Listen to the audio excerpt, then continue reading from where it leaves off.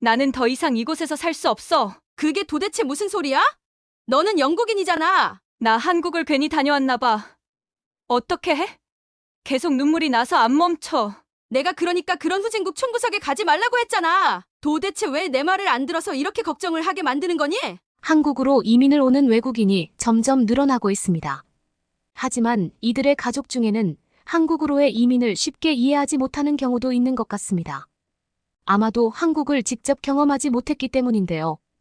오늘은 한국에서 돌아오지 않는 여동생 때문에 직접 한국을 방문했다는 영국 여성의 사연을 소개해 드리려고 합니다.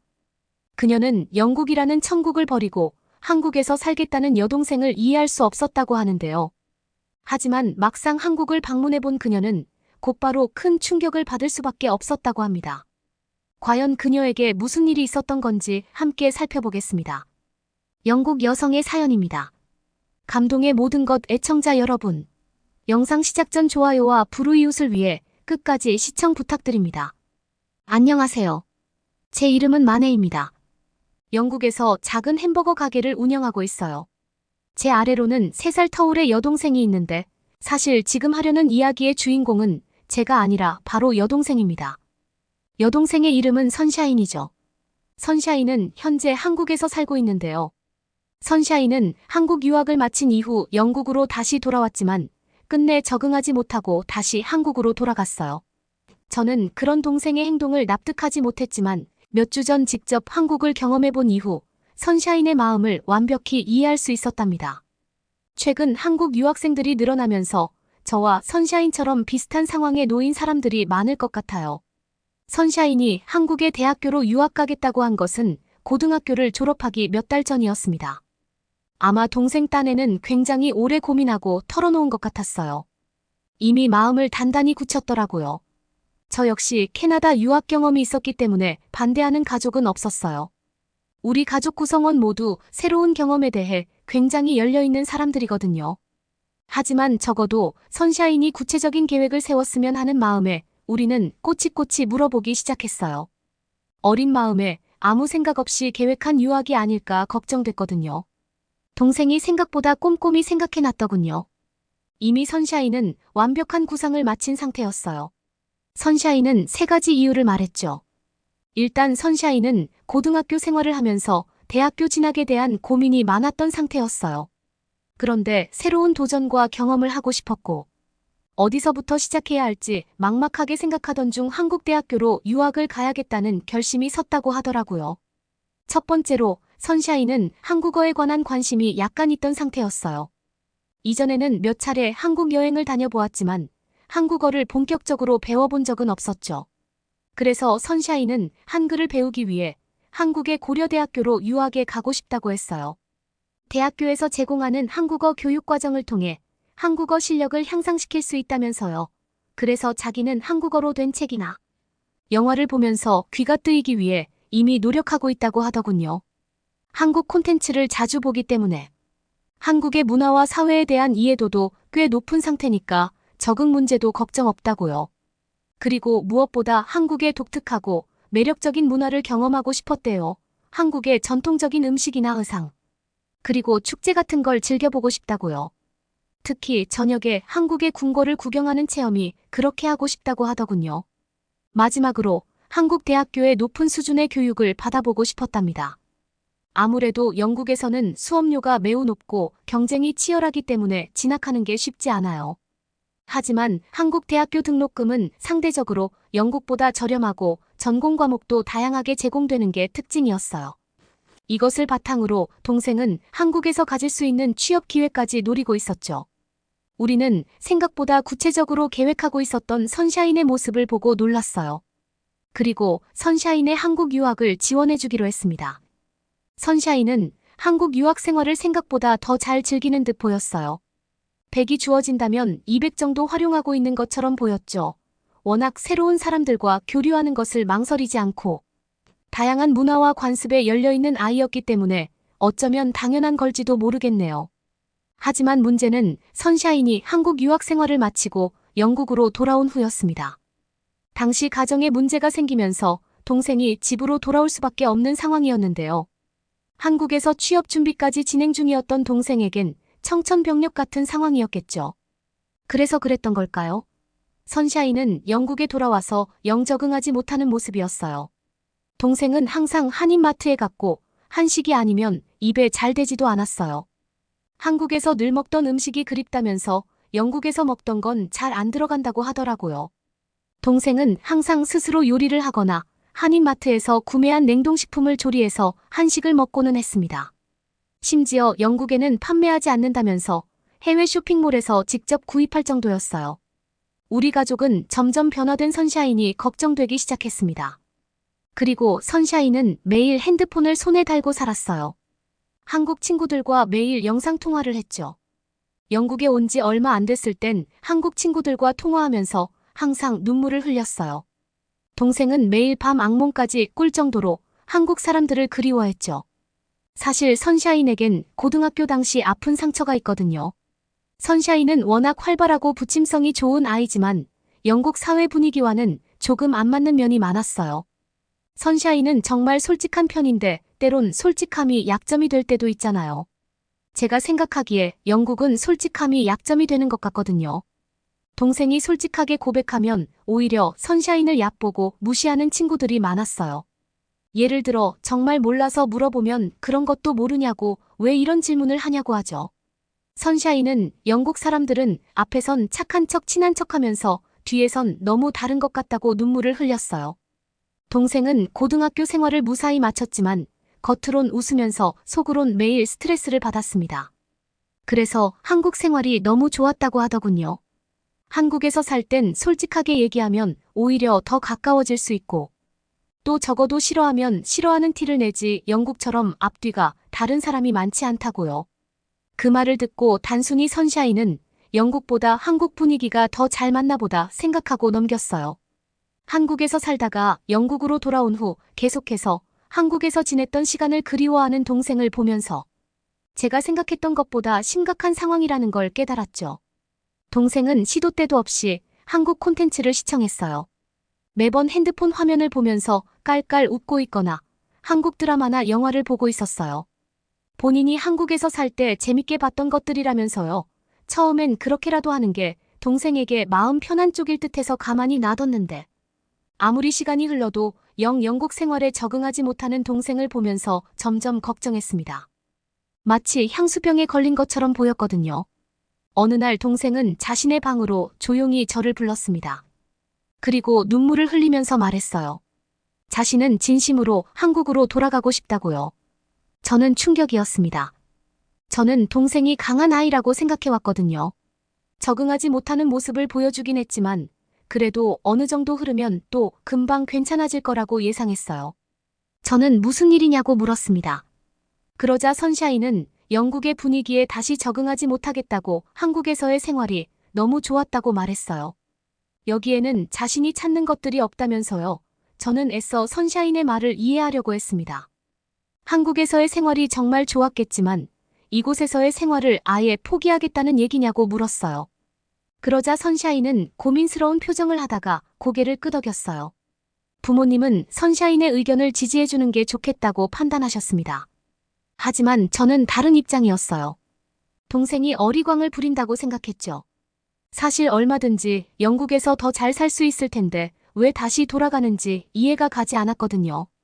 고작 몇 년 산 걸 가지고 한국에서의 생활이 더 낫다고 판단하는 것도 어리석다고 생각했어요. 그렇게 선샤인이 다시 한국으로 돌아가고 저는 동생이 잘 지내고 있나 확인하기 위해 몇 주 전 한국에 방문했는데요. 이때 저는 제가 잘못 생각해도 한참 잘못 생각하고 있었다는 걸 깨달았어요. 동생이 왜 한국을 마음에 들어 했는지 그제야 알 수 있었거든요. 제가 가장 좋다고 느꼈던 부분은 한국 사람들의 따뜻함이에요. 동생은 이것을 한국에만 있는 정이라고 알려주었습니다. 솔직히 한국의 정이라는 게 영어로 번역해도 그 의미가 크게 와닿지 않는데 한국에 몇 주 지내면서 직접 피부로 느껴보니까 알겠더라고요. 영국에서 베푸는 친절은 솔직히 가식처럼 혹은 다정한 자신의 모습에 취해 나오는 행동이라고 생각이 드는데 한국은 그렇지 않았어요. 정말 내 자식 같고 부모님 같고 우리 할머니 할아버지 같아서 나오는 행동들이죠. 그들은 모두가 가족 같다는 생각으로 서로를 돕고 살고 있었어요.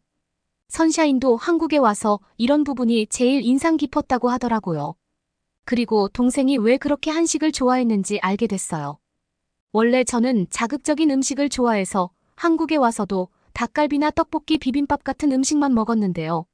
설렁탕이나 전골 같은 음식도 점점 시도하다 보니까 한식에는 정말 여러 가지 종류가 많더라고요. 시간이 흐를수록 점점 몸에 좋고 심심한 맛의 음식을 더 찾았어요. 그래서 한국에 머무르는 몇 주 동안 피부가 정말 좋아졌죠. 너무 열심히 돌아다녀서 그런 걸 수도 있지만 살도 3kg나 빠졌고요. 한국 음식은 맛도 좋고 건강에도 좋은 것 같아요. 또 영국은 외식을 하러 한 번 식당을 가게 되면 10만 원은 기본적으로 쓰고 올 정도로 비싼데 한국은 가격도 저렴하면서 선택할 수 있는 음식의 종류도 다양해서 정말 좋았습니다. 외식을 해도 10,000원 아래로 즐길 수 있는 맛있는 식사가 많더라고요. 냉면과 고기가 함께 나오지만 10,000원을 넘지 않는다는 게 진짜 놀라웠어요. 서비스는 말할 것도 없고요. 개인적으로 제일 놀랐던 건 한국의 지하철이었죠. 찾아보니까 이미 외국인들이 가장 좋아하는 점이 한국의 철도 시스템이라고 하더라고요. 저는 한국에 처음 방문해서 이제야 알게 됐거든요. 런던 지하철은 솔직히 정말 더럽고 냄새도 많이 나요. 노숙자가 많아서 관리도 잘 안 되고 개찰구를 그냥 넘어다니는 몰상식한 사람도 많죠. 근데 한국 지하철은 정말 깨끗하더라고요. 안에 미세먼지 수치를 측정하고 공기청정기도 있어서 깜짝 놀랐어요. 한국인들은 정말 관리를 잘하는구나 싶었죠. 그리고 지하철이 어디까지 오고 있고 언제 오는지 알려주는 시스템도 정말 훌륭해요. 약속 시간을 더 잘 지킬 수 있죠. 정말 혁신적이라는 생각이 들었어요. 조금의 오차가 있기 마련인데 정말 딱 맞춰서 도착하더라고요. 한국 여행 내내 한 번도 연착하는 모습을 본 적이 없었어요. 마지막으로 서울이라는 도시의 깨끗하고 활기찬 분위기. 그리고 아름다운 자연 풍경도 함께 있는 게 정말 마음에 들어요. 남산에서 서울을 한눈에 내려다보는데 문득 선샤인이 한국에 반한 이유를 알겠더라고요. 저는 한국을 떠나기 전 선샤인과 함께 자취방에서 배달 음식을 시켜 먹으며 이런저런 이야기를 나누었는데요. 동생을 이해하지 못해 미안하다고 사과했어요.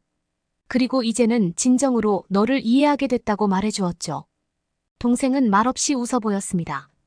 그렇게 저는 다시 영국으로 돌아왔어요. 그리고 한국에도 조금 더 방문할 생각입니다. 부모님은 아직 한국에 가본 적이 없으시거든요. 부모님께 꼭 한국식 갈비와 남산타워를 소개해드리고 싶어요. 마지막으로 선샤인은 한국어 능력 시험도 준비하고 오래 살면서 영주권을 취득한다고 했습니다. 더 이상 선샤인이 걱정되지 않습니다. 선샤인은 한국 생활을 너무나 잘 적응했고 그곳은 너무 좋은 곳이라는 걸 제 눈으로 직접 보고 왔으니까요. 앞으로 동생이 한국에서 더 행복한 생활을 하길 바라고 있어요. 그래야 저도 자주 놀러 올 수 있을 테니까요. 여러분은 이번 사연을 보면서 어떤 생각이 드셨나요?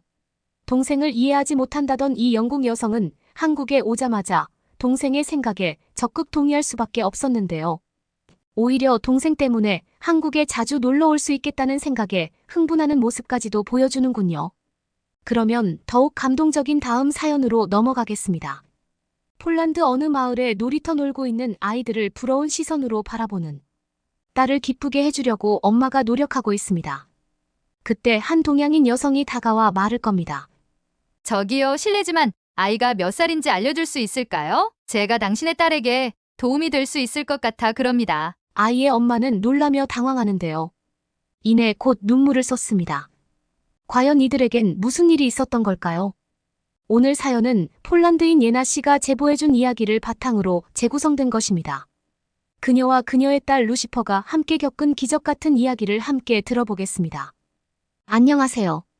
저는 폴란드에서 온 6살 딸아이의 엄마 예나입니다. 저는 폴란드의 한 조용한 마을에서 딸 루시퍼와 평화로운 일상을 즐기며 살아가고 있었습니다. 저의 삶은 아이의 탄생과 함께 새로운 행복으로 가득 찼습니다. 그러나 저의 인생은 결코 평탄하지 않았습니다. 저와 남편 루카스는 대학생 때 발달장애 아동 교육센터에서 봉사활동을 통해 만났습니다. 이곳은 중증발달 장애가 있는 만 18세 이전의 아이들이 교육을 받는 곳이었는데요. 그들이 성인이 되어 자립적인 경제활동을 할 수 있도록 개인의 역량에 맞는 직업 교육 훈련을 하는 곳이었죠. 단순 돌봄센터였으면 규율이 그렇게 엄격하지 않았겠지만 이곳은 사회생활을 준비하는 교육을 하는 곳이었기에 사회생활에서 필요한 배려와 인내가 바탕이 되는 엄격한 규칙이 있었습니다. 대부분의 아이들이 3년 정도 이내 규율에 적응하고 사회에 나갈 준비를 성공적으로 마치는데요. 처음 이곳에 오는 아이들은 적응할 때까지 매우 힘들어하곤 했습니다. 자신이 하고 싶은 것을 하지 못하게 되면 충동적으로 분노가 치솟아 성인 여성은 감당하기 힘든 폭력성을 보일 때도 종종 있었죠. 저는 특수교육을 전공하였기에 실무 경험을 많이 쌓기 위해 이곳에서 대학교 2학년 때부터 꾸준히 봉사활동을 했습니다. 활동이 쉽지만은 않았는데요. 항상 어떤 상황에서도 침착함을 유지하며 아이들에게 몇 번이고 인내를 가지며 설명을 반복하는 한 청년이 눈에 띄었습니다. 그 청년은 저와 동갑내기의 루카스였습니다. 저는 루카스가 그곳에서 아이들에게 친절하게 대하며 모든 활동에서 아이들의 웃음을 끌어내는 모습에 매료되었습니다. 그렇지만 제 마음을 드러내기보다 묵묵히 그를 지켜볼 뿐이었습니다. 그러던 어느 날 저와 루카스의 인연이 시작되는 계기가 있었죠. 추수감사절 행사 마지막 날 아이들과 함께 노래를 부르며 파트너를 바꿔가며 춤을 추는 중에 루카스와 만나게 된 것이죠. 저는 평소에 그에게 관심이 있었기에 자연스럽게 대화를 이끌 수 있었습니다.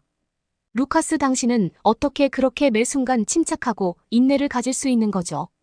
저도 이곳에서 꽤 오랜 시간 활동을 했지만 침착함을 유지하는 게 얼마나 어려운지 매 순간 깨닫지만 바뀌지 못하는 제 자신을 반성하곤 하거든요.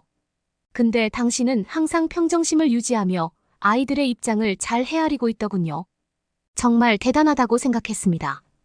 왜 이곳에서 봉사활동을 하게 된 건가요? 제가 루카스에게 물었죠. 루카스는 잠시 침묵한 뒤 답했습니다. 저는 원래 제 위로 누나 한 명이 있었습니다. 그 누이도 선천적으로 발달장애가 있었죠. 게다가 선천성 심장병도 함께 갖고 있었어요. 많은 치료가 필요했는데 우리 집안 환경이 어려워 제대로 치료받지 못하고 제가 3살 때 누나는 그렇게 세상을 떠났죠. 부모님은 지금까지도 누나에게 미안해하며 누나를 기억하고 계세요. 그래서 저는 누나가 받지 못한 것들을 이런 봉사활동을 통해 다른 아이들에게 해주고 싶은 마음이 커졌죠. 저는 루카스의 이야기를 듣고 그동안 루카스가 매 순간 가족같이 아이들을 대했기에 그렇게 인내하고 평정심을 유지할 수 있었다는 것을 알게 되었습니다. 그날 루카스와 저는 장시간 속 깊은 이야기를 나누며 친구가 되었습니다. 저는 루카스와의 대화를 통해 그의 이타적인 마음을 보면서 그를 존경하는 마음까지 느끼게 되었습니다. 그리고 저는 그의 진심 어린 마음과 사랑으로 가득 찬 눈빛에 반하게 되었습니다. 저희 둘은 서로의 삶에 큰 의미와 가치를 주었고 서로의 사랑은 더욱 깊어져 3년의 열애 끝에 결혼까지 이르게 되었습니다. 하늘도 저희의 사랑을 축복하는 듯 소중한 생명이 선물처럼 빠르게 찾아왔습니다. 생각지도 못한 임신에 저는 두려움도 있었지만 루카스와 함께하면 뭐든 잘 헤쳐나갈 수 있다고 생각했었죠. 그렇게 인생에 다시 없을 행복한 순간들을 보냈습니다. 소중한 저의 딸 루시퍼가 태어나고 저희의 일상은 꿈같이 달콤했습니다. 루시퍼는 정말 루카스의 환한 웃음을 꼭 닮은 희망과 사랑이 가득한 아이였습니다. 저와 루카스는 루시퍼와 함께 희망찬 하루하루를 보냈습니다. 하지만 행복한 일상은 저희에게 잠시였습니다. 루시퍼가 10개월 되었을 때 저는 사랑하는 남편을 갑작스러운 교통사고로 잃게 됩니다. 저는 견딜 수 없는 그리움과 외로움으로 제대로 된 생활을 하기 어려웠습니다. 하지만 저는 엄마였기에 루시퍼를 위해서 하루하루를 살아가야만 했죠. 그러나 세상은 만만치 않았습니다. 남편의 부재만으로도 충분히 가슴 아프고 힘든 나날이었는데 제 딸 루시퍼에게도 문제가 생겼습니다. 루시퍼가 3살이 되어도 걷질 못하는 것이었습니다. 처음에 다리에 힘을 주지 못하는 루시퍼를 보며 조금 늦대는 아이일 거야. 내가 예쁘다고 시도 때도 없이 안아줘서 늦댄다고 생각했습니다. 그런데 36개월이 되어도 걷지 못하는 루시퍼를 보며 저는 일반적이지 않음을 직감하고 병원을 찾아갔습니다. 소아 담당 의사 선생님이 루시퍼를 보고 매우 놀라는 모습에 긴장이 많이 됐습니다. 루시퍼에게 정말 문제가 있는 거구나라는 생각에 낙담했습니다. 병원에서 오랜 시간 살펴보았지만 명확한 병명을 알 수 없었습니다. 의사는 큰 병원에서 여러 검사를 할 것을 권했죠. 저는 루시퍼의 건강을 위해 모든 것을 다 해보려 했지만 폴란드의 높은 의료비는 감당할 수 없는 큰 부담이었습니다. 검사를 받지 못해 정확한 병명을 알 수 없었기에 제대로 된 치료를 해줄 수 없었습니다. 치료를 받진 못하지만 저는 아침 저녁으로 루시퍼의 다리에 힘이 들어갈 수 있도록 마사지를 해주었죠. 그리고 제가 일하는 시간 동안에는 돌봄 아주머니의 보살핌을 받으며 주로 실내에서 생활하는 루시퍼를 위해 함께하는 시간에는 주로 집 근처 놀이터나 공원에 나와 루시퍼와 놀았습니다. 걷지 못하는 루시퍼를 처음 보는 사람들은 종종 유심히 지켜보곤 했습니다. 사람들의 시선은 저와 루시퍼가 감당해야 할 몫이었죠. 동네 놀이터에서 놀 때도 마찬가지였습니다. 그런데 언젠가부터 동양인 여성이 루시퍼를 유심히 쳐다보는 시선이 느껴졌습니다. 도대체 왜 우리를 그렇게 쳐다보는 걸까? 어떤 피해를 주는 것도 아닌데. 왜 저렇게 나를 세우고 보는 걸까? 라는 생각을 하며 불쾌했지만 루시퍼에게 사람들의 시선에 아무렇지 않은 모습을 보여줘야 했기에 신경 쓰지 않으려고 노력했습니다. 그런데 어느 날 그 여성이 조심스럽게 다가와 저에게 말을 걸었습니다. 저기요, 실례지만 아이가 몇 살인지 알려줄 수 있을까요? 제가 당신의 딸에게 도움이 될 수 있을 것 같아 그럽니다. 당황스러움과 의아함으로 가득한 제 얼굴을 본 그녀는 자신은 이라는 이름이며 한국에서 의과대학을 나오고 현재 폴란드와 한국의 면역체계 연구 협력 프로젝트로 폴란드에 머물고 있는 중이라고 자신에 대한 소개를 상세히 했습니다. 저는 그때 알게 되었습니다. 아, 이 사람이 그래서 나와 루시퍼를 그렇게 뚫어져라 쳐다봤던 거구나. 수지는 곧 말을 이어갔습니다. 루시퍼의 다리 상태와 같은 아이를 자신이 한국에 있을 때 입원 정도 봤다는 놀라운 말을 했습니다. 그러면서 혹시 한국에서 치료할 생각은 없는지 제 의향을 물었습니다. 저는 매우 혼란스러웠습니다. 한 번도 생각해 본 적이 없는 제안이기 때문이었죠. 게다가 폴란드는 세계 어느 나라보다 훨씬 선진국이었고 저는 한국에 대한 정보가 거의 없었습니다. 수지는 저의 고민을 이해하며 한국에 대한 여러 설명을 해주었습니다. 한국에서는 의학을 전공하기 위해서는 최상위의 학업 성적이어야 하며 그 중에서 자신이 공부한 곳은 한국에서도 가장 명망 높은 곳이라고 했습니다. 그래서 의학의 우수한 인재가 많이 몰리는 한국은 의료기술이 세계적으로 매우 높은 수준이고 첨단 의료기술을 가진 병원이 많다고 했습니다. 수지의 생각으로는 치료 시기가 늦춰지지만 않는다면 한국에서 루시퍼의 다리는 치료 가능할 것으로 생각되고 게다가 자신이 다녔던 대학교 병원에서 치료받는다면 치료비 일부를 연구비에서 지원받을 수 있다는 설명도 해주었습니다. 수지의 제안은 현재 저희 모녀가 처한 상황보다 훨씬 좋은 조건이었는데도 한국에 대해 무지했던 저는 망설일 수밖에 없었습니다. 제게 루시퍼는 하나뿐인 소중하디 소중한 가족이었으니까요. 혹시나 루시퍼를 잃게 될까봐. 그리고 루시퍼에게 섣부른 희망을 안겨주었다가 아이가 절망에 빠지게 될까봐 두려웠습니다. 수지은 정말 열정적이고 의사로서 사명감이 넘치는 여인이었습니다. 매일 퇴근길에 저희 집에 들러 루시퍼의 상태를 살핍습니다. 루시퍼는 금방 수지에게 마음을 열었죠. 수지를 무척이나 잘 따랐습니다.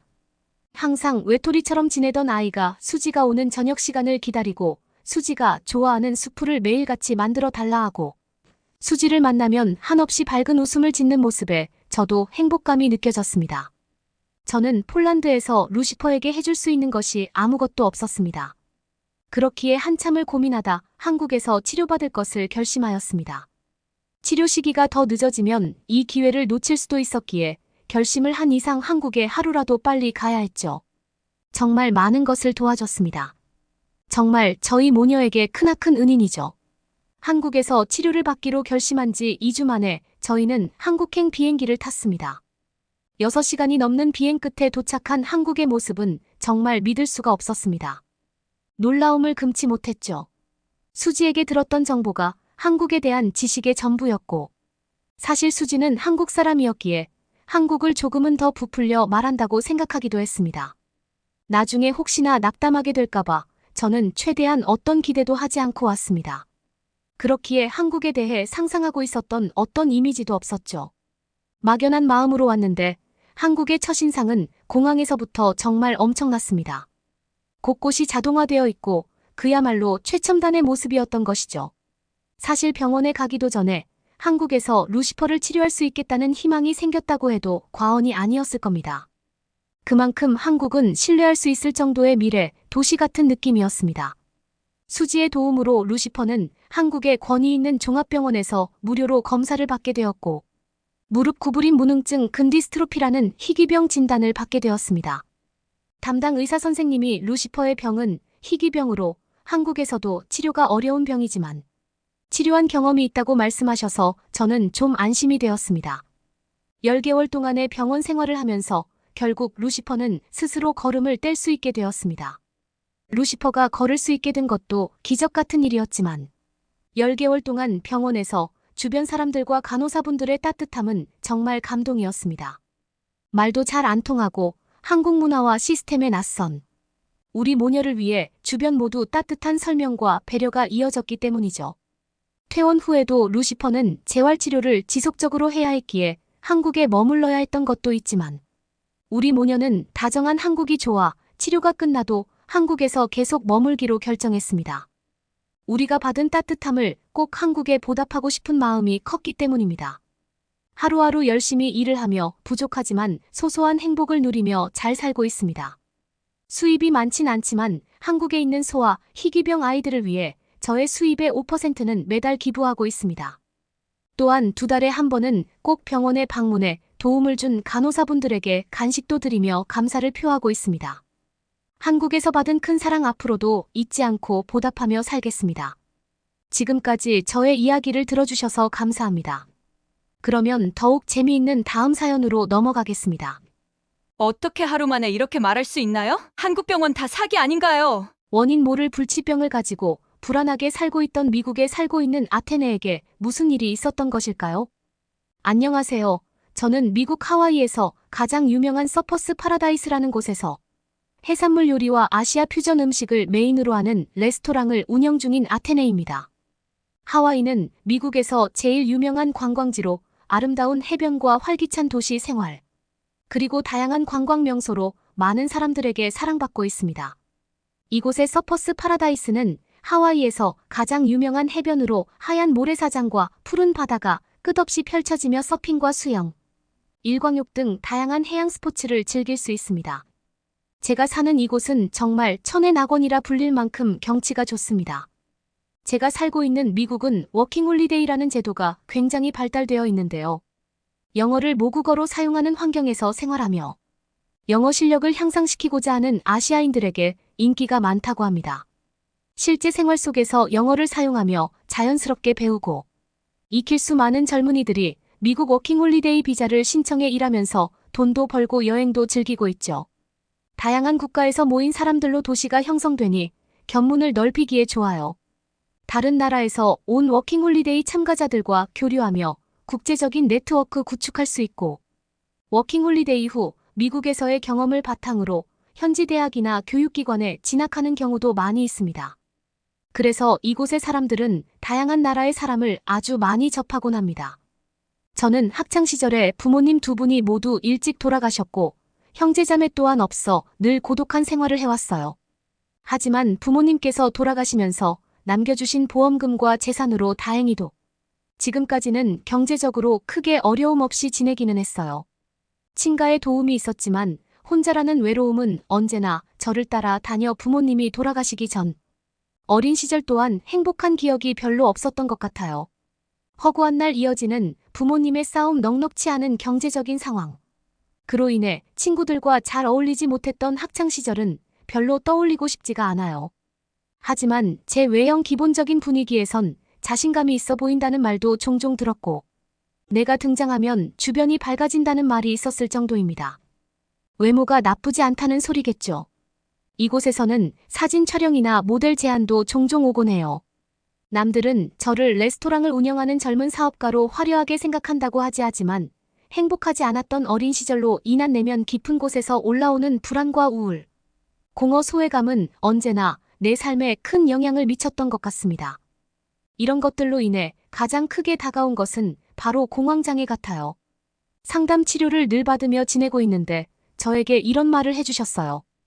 어린 시절 행복했던 사람은 평생 어린 시절에 의해 치유받지만 어린 시절 불행했던 사람은 평생 어린 시절을 치유하며 살아간다. 지나간 일이 너의 잘못이 아니며 너의 선택이 아니니 너무 슬퍼하지 말고 앞으로 계속 치료하면서 살아가야 한다는 생각으로 살았으면 좋겠다는 응원의 이야기였는데 저는 이 말이 아직도 계속 너무 서글프게 느껴집니다. 불우한 환경이었지만 그래도 꿋꿋하게 살아가는 모습을 부모님 모두 다 자랑스러워 하시겠죠. 어느덧 사업체를 운영하는 어엿한 성인이 되었으니까요. 레스토랑을 운영하며 여러 나라 외국인을 겪어봤지만 사실 거의 모든 업주들은 한국인 알바생을 제일 좋아해요. 어쩜 하나같이 다들 성실하고 이해력이 좋은지 하나를 알려주면 열을 아는 똑똑함은 나라의 특성처럼 보이기도 하거든요. 더군다나 한국인들은 교육열이 높다고 하던데 기본적으로 영어를 유창하게 하는 편이고 다른 나라 사람들에 비해 굉장히 일처리도 빠르고 위생 개념도 투철해서 미국 사장님들 사이에선 한국인 없이 장사 못한다는 말이 있을 정도랍니다. 공황장애와 우울증 약을 항상 복용해야 하는 저는 늘 일머리가 좋은 한국 직원 이슬이를 정말 예뻐하고 고마워하고 있어요. 그 친구가 없다면 아마 저는 어떻게 운영을 할지 상상이 안 됩니다. 사장인 제가 때때로 자리를 비우는 경우가 많은데 이슬이는 정말 똑똑하고 순발력 있게 일을 잘해서 제가 불편함 없이 지내고 있어요. 제가 종종 일을 비우는 때는 상담치료와 병원을 가는 길인데요. 미국에 살면 선진국이라 의료 혜택이 공짜라고 물어보는 사람이 있다면 나는 그 입을 다물라고 말해주고 싶네요. 물론 이것조차 감사한 복지의 하나라고 생각하지만 그 혜택을 위해 엄청난 양의 세금을 내고 있다는 것을 알고 계셨으면 좋겠어요. 많은 미국인들은 빠른 시간 내에 전문의를 만나기 위해 국공립병원이 무료임에도 사보험을 소지하고 있어요. 가정당 연간 소득이 10만 달러의 고소득인 경우 사보험에 대한 리베이트 혜택이 있어요. 수요에 비해 공급이 너무 따라오지 못해 이런저런 정책을 만드는 것 같습니다. 세상에 공짜 싫어하는 사람도 있나요? 하지만 공짜는 공짜만큼의 값을 한다고 생각합니다.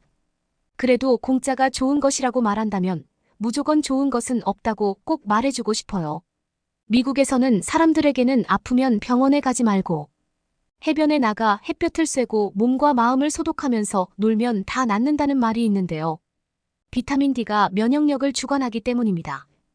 이건 너무 하나마나 한 소리인데 이런 이야기를 하는 이유는 정말 병원에 전문의를 만나는 것 자체가 굉장히 길고 험난한 과정이기 때문에 그래요.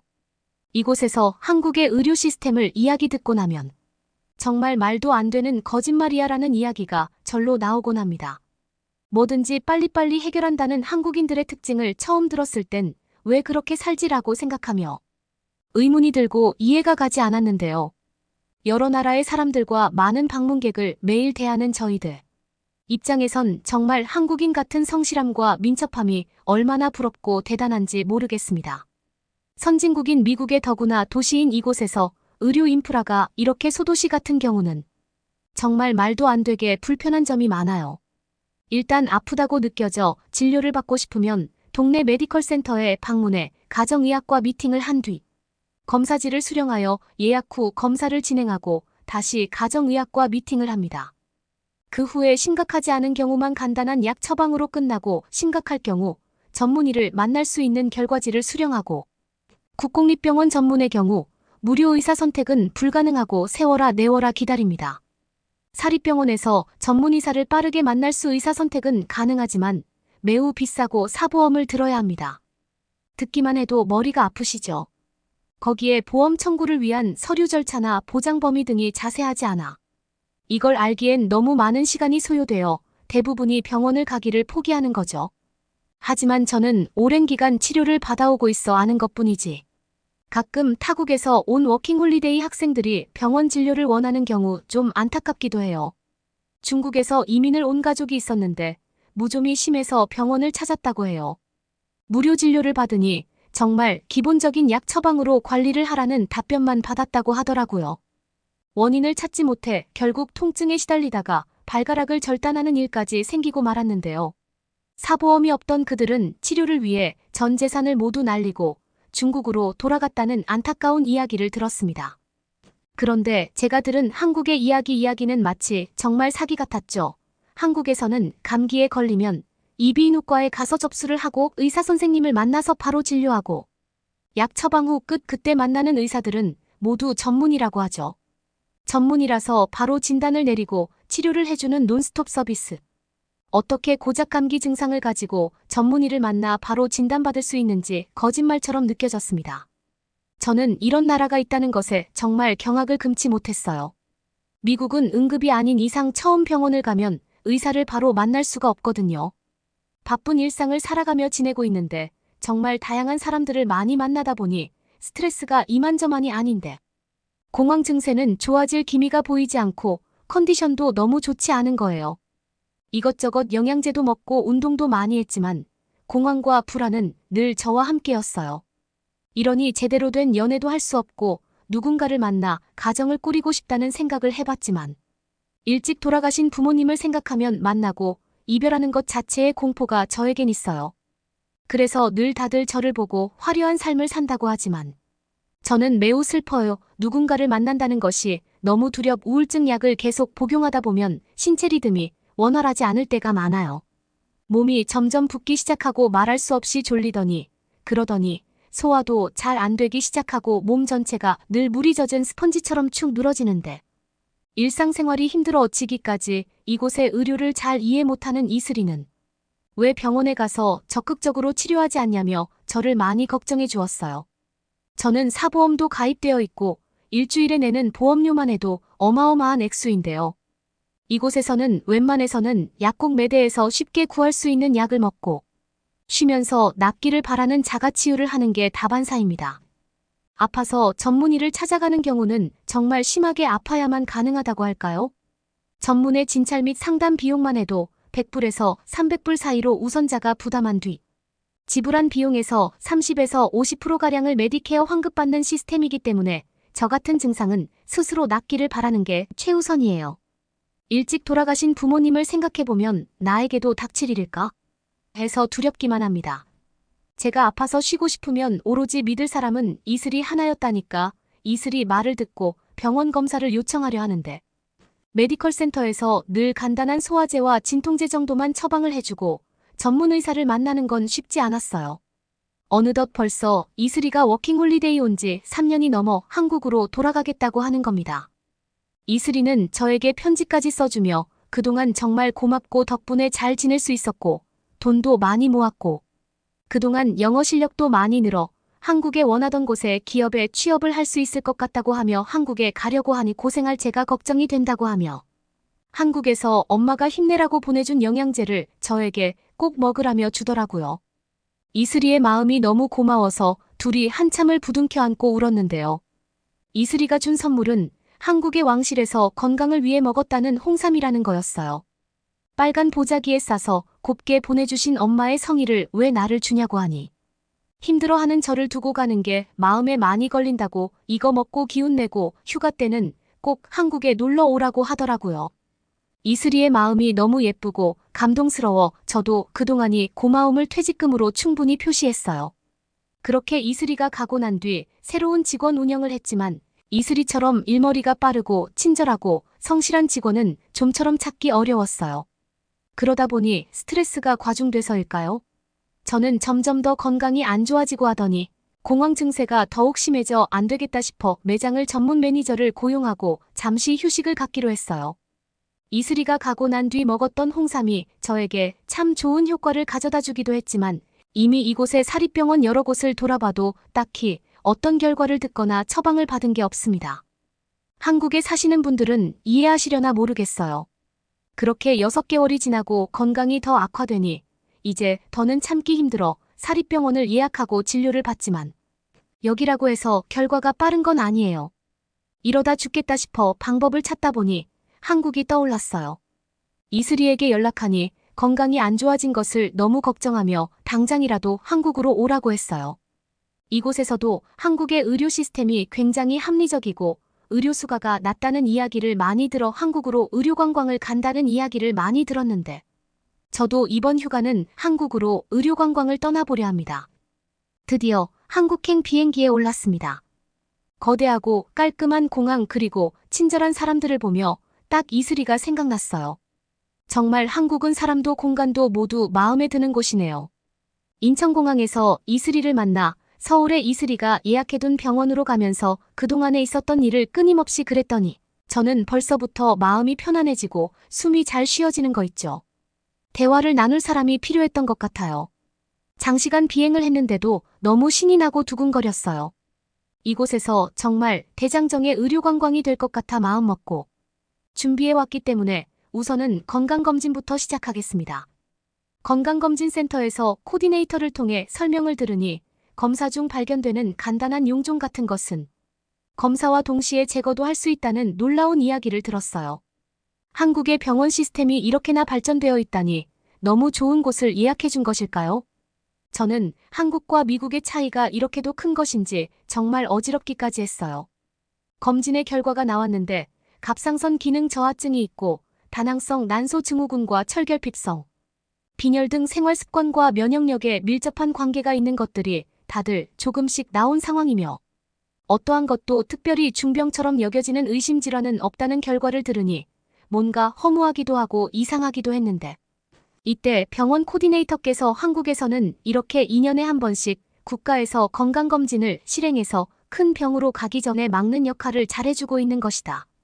그래서 나 또한 더 큰 병으로 발전하기 이전에 찾아서 꾸준히 치료하면 회복될 수 있는 좋은 계기가 된 것이라는 말을 들으니 이제야 안심이 되며 한국에 온 지 일주일도 안 되는 사이 미국에서는 몇 년을 두고 정확한 지침과 처방이 없어 불안하기만 했던 나의 몸 상태를 곳곳을 들여다봐준 것 같아 정말 안도감이 들었어요.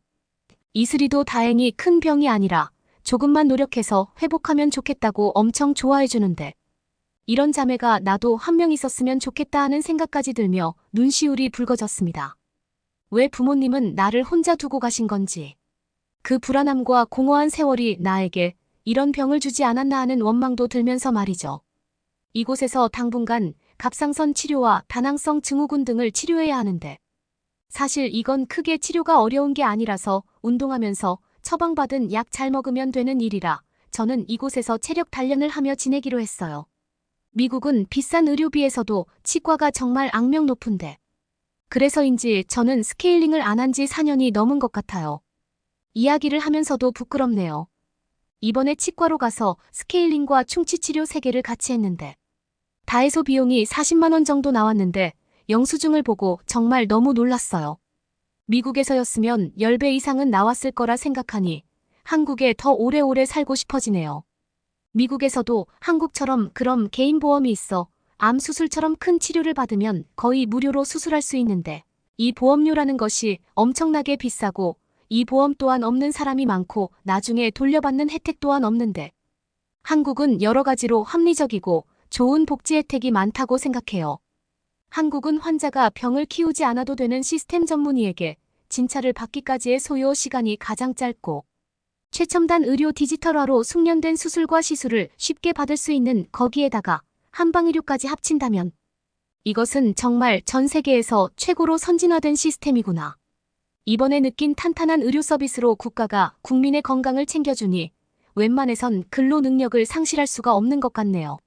내가 자고 나란 미국보다 한국에서의 이런 안정감을 느끼다니 정말 놀랍지 않나요?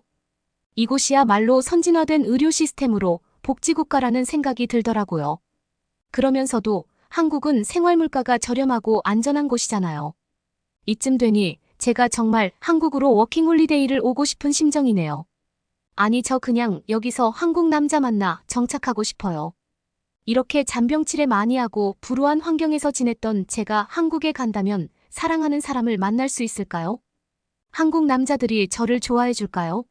저를 한국으로 이끌어준 이슬이에게 정말 고마운 마음에 선물을 하고 싶다고 했더니 큰 병이 아닌 게 얼마나 다행이냐며 오늘은 파티를 하자고 하네요. 미국에서 얼마나 불안하고 우울한 생활을 하며 지냈는지 잘 알아서 한국에 돌아와서도 이슬인 제 걱정을 자주 했다고 하더라고요. 저는 이슬이가 마치 하늘에서 부모님이 보내주신 선물 같아요. 그렇게 이슬이와 오늘은 둘만의 파티를 했는데요. 명동이라는 곳에 가서 예쁜 옷도 사고 우리 둘은 우정 팔찌도 만들었어요.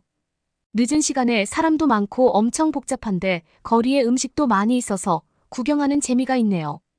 치과 스케일링을 4년 만에 받았다는 이야기를 들었던 저를 이번엔 미용실로 데려가더군요. 저렴한 가격에 예쁘게 커트하고 드라이까지 했더니 정말 기분이 좋아졌어요. 이곳은 정말 한밤에도 치안이라는 걱정 자체가 없는 곳 같더라고요. 한국에 살면 정말 재미있는 일이 많을 것 같아요.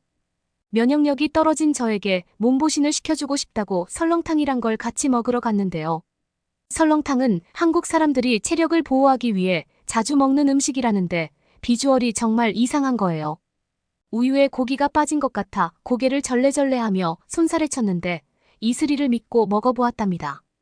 솥뼈로 국물을 만들어 뽀얗게 우러나온 육수라고 하는데 한 입 먹어보니 정말 고소하고 속이 편했어요. 그동안 소화가 잘 안 되고 기력이 없다는 저를 위해 선택한 메뉴라고 하네요. 하얀 국물에 밥을 말아서 먹고 기운 내라고 하는데 한국 사람들이 체구도 작은데 이런 걸 먹어서 일도 잘하고 건강한가 싶어 한 방울도 남기지 않고 싹 다 먹어도 한국에서의 일정이 얼마 남지 않았는데 벌써 아쉽고 매 순간 한국이 정말 좋습니다. 꿈만 같고 아쉬운 마음에 한국에 대한 글을 써봅니다. 한국 고마워요. 여러분 이번 아테네의 사연 어떻게 들으셨나요? 한국에서는 너무 당연한 일인데 미국에서는 아프면 병원에 가는 일이 저렇게 어려운 거군요. 사실 아테네가 한국에 와서 발견한 질병은 치료가 그리 어렵지 않고 꾸준한 관리만 있으면 얼마든지 이겨낼 수 있는 병인데 무슨 병인지 알기까지 이렇게 어려움이 많았다고 하니 얼마나 힘들었을까 싶네요. 한국에 정착해서 결혼도 하고 병도 이겨내는 사연이 오길 기다려보겠습니다. 이상 한국을 너무너무 사랑하는 아테네의 사연을 소개해드렸습니다. 여러분은 어떻게 보셨나요? 응원과 격려의 한마디씩을 댓글로 남겨주시기 바랍니다. 사연자분들에게 전달해드리겠습니다. 실제 사연 제보를 받고 있습니다. 채택되신 분께는 작은 선물도 보내드리고 있습니다. 저희의 사연이 여러분의 하루에 작은 힘이 될 수 있었으면 좋겠습니다.